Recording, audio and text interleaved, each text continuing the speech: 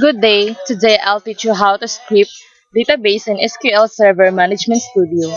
First thing we do is just right click the SQL Server Management Studio, run as administrator, wait for a while, just click the yes button,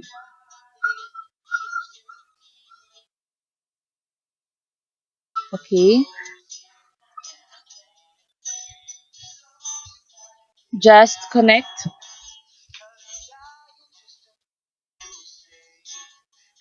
Let's maximize the window so we can see clearly. Let's expand databases so we could see all the stored databases here in Microsoft SQL Server Management Studio. And let's choose which database we want to script. So I want to script Castro DW.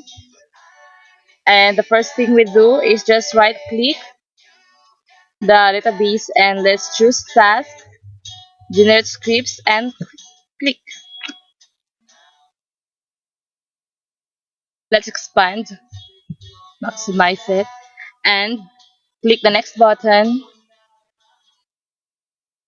next again.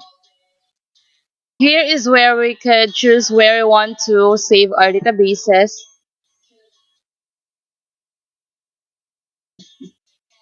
I want to save it here in documents and name it as Castro underscore DB and save. Click next, next again, and let's wait until all of this will be checked.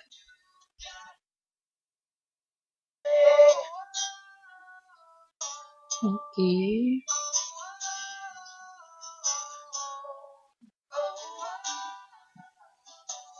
After that, let's click the finish button and finish. Now let's check if we had successfully script the database. Let's go to documents.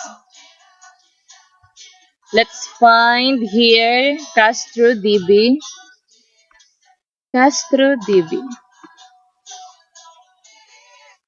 Wait a while.